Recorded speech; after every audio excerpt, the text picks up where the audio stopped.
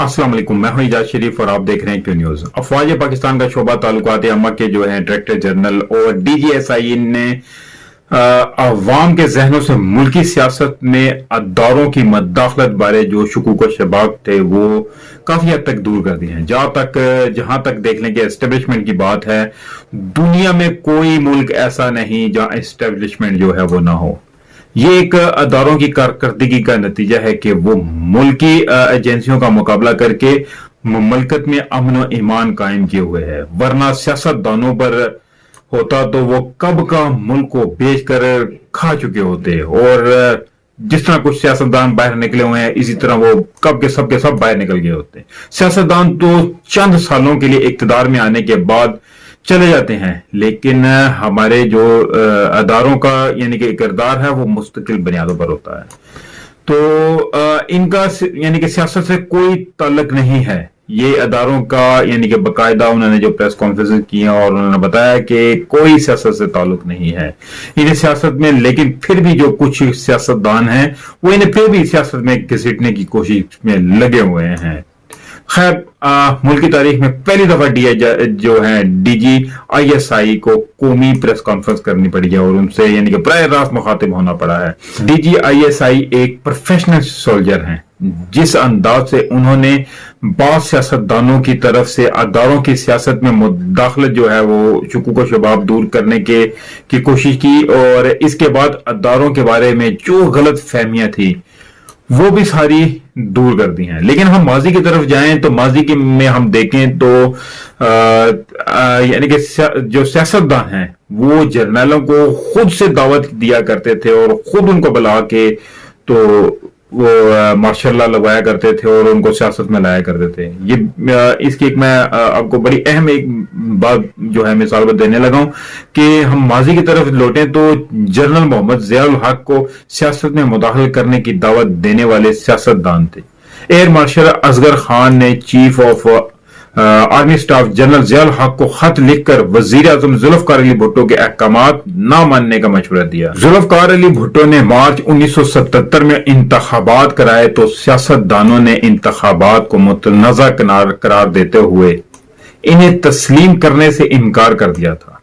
भुट्टो मुखालफत सियासतदानों ने पीर ऑफ पगाड़ा और सरदार शेर बाज मजारी और बेगम नसीम वली खान जो दरे पर्दा जनरल ज़ियाउल हक से मुलाकातें करते थे।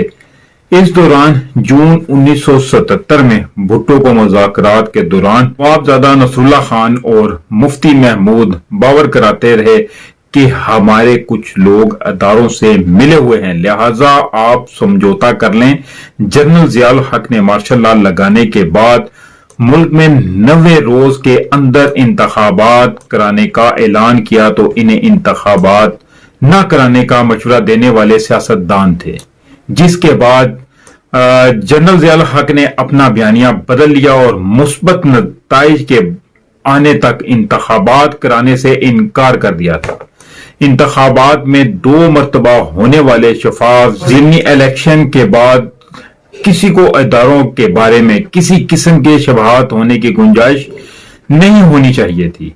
बावजूद इसके कि किसी न किसी हवाले से अदारों को सियासत में मुलव्वस करने के बयानात ने DGISPR और DGISI को अपने अदारों की तरफ से ये वजाहत देना पड़ी कि इनका सियासत से कोई ताल्लुक नहीं है।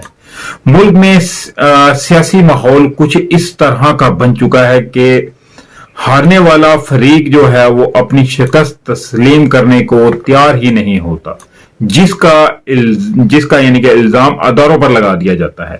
लिहाजा सियासतदानों को अपनी इस रोश को बदलना होगा। हकीकत में देखा जाए तो मुल्की अदारे यह जो हैं हमारी सरहदों और दाखिली अमन व ईमान के मुहाफिज होते हैं। बदकिस्मती से सियासतदान इनके खिलाफ बेजा तनकीद करके मुल्क दुश्मन अनासिर को मनफी पैगाम देते हैं। बलूचिस्तान और साबिक जो है फाटा में दहशत गर्दी का मुकाबला करके जो इसका खात्मा करने वाले अदारे हैं, जिन पर सियासतदान तनकीद का कोई मौका हाथ से जाने नहीं देते हैं। आम इंतखाबात में धांधली का इल्जाम सियासतदानों की पुरानी रवायत है। آج تک کسی نے انتخابات میں دھاندلی کے طریقہ کار بارے بتانے کی کوشش نہیں کی۔ سابق وزیر اعظم عمران خان کے خلاف تحریک عدم اعتماد جن حالات میں ہوئی، اس کے بعد انہیں پارلیمنٹ میں پی ڈی ایم کا مقابلہ کرنا چاہیے تھا۔ بعض دور میں ایک طویل دھرنے کے تجربے کے بعد عمران خان ایوان میں رہ کر مہنگائی اور بے روزگاری سے جو سیاسی فائدہ حاصل یعنی کہ انہیں ہو سکتا تھا، وہ لانگ مارچ سے نہیں ہو سکا۔ عمران خان نے لانگ مارچ کو جہاد سے تعبیر کر کے معاملات کو خراب کیا ہے۔ وہ اب لاکھ دلیلیں دیتے رہیں، ان کا لانگ مارچ پرامن ہے، حکومت اعتبار کرنے کو تیار نہیں۔ عمران خان کا لانگ مارچ شروع ہو چکا ہے۔ راولپنڈی اور اسلام آباد کے سنگم فیض آباد تک آنے میں انہیں کسی مشکل کا سامنا نہیں ہو سکتا۔ البتہ لانگ مارچ کے شرکاء کو اسلام آباد میں بغیر اجازت داخلے کی صورت میں مشکل کا سامنا جو ہے وہ پڑ سکتا ہے۔ اسلام آباد انتظامیہ نے تحریک انصاف کو اسلام آباد میں جلسہ کرنے کی اجازت نہیں دی تھی۔ انتظامیہ کا موقف ہے کہ تحریک انصاف نے پہلے بھی قانون کی خلاف ورزیاں کی، اب انہیں کسی صورت این او سی جاری نہیں کیا جا سکتا۔ اسلام آباد انتظامیہ نے ایک اعتراض یہ بھی اٹھایا ہے کہ تحریک انصاف نے لانگ مارچ سے متعلق تشہیری بینر انتظامیہ کی بغیر اجازت کیوں لگائے ہیں۔ بقول D G I S P R Imran Khan نے سپہ سالار کے عہدے میں غیر معینہ مدت میں توسیع کی پیشکش کی تھی، جسے انہوں نے مسترد کر دیا۔ حالانکہ سابق وزیر اعظم جو آئین اور قانون کی بات کرتے نہیں تھکتے، اس طرح کی پیشکش نہیں کرنی چاہیے تھی۔ اداروں کی سیاست میں مداخلت کا شکوہ کرنے والے عمران خان کے بقول انہوں نے آرمی چیف کو خود کہا تھا کہ تحریک عدم اعتماد کو روکنے میں ان کی مدد کریں، لیکن سپہ سالار نے ایسا کرنے سے انکار کر دیا تھا۔ کیونکہ اسی کو سیاسی مداخلت کہتے ہیں۔ عمران خان نے جس طرح عوام میں مقبولیت حاصل کر لی ہے، انہیں کسی سہارے کی ضرورت تو نہیں ہونی چاہیے۔ تاہم جو لوگ قومی اداروں کی سیاست میں مداخلت کی بات کرتے ہیں، یہ چیز یاد رکھنی چاہیے، جب تک غیر ملکی ایجنسیاں ہمارے قومی سیاست میں مداخلت کرتی رہیں گی، ہمارے ادارے سیاست سے لا تعلق نہیں رہ سکتے۔ انہیں ان کا توڑ کرنے کے لیے پس پردہ کچھ نہ کچھ سیاست کرنی پڑے گی۔ عمران خان کی مقبولیت اتنی ہو چکی ہے کہ تقریباً میرے خیال میں نے کافی دفعہ بتا چکا ہوں کہ بہت سارے لوگ ان کے ساتھ ہیں، تو لیکن ان کو بہت ساری احتیاط بھی برتنی چاہیے، کیونکہ کچھ بھی ہو سکتا ہے۔ یہ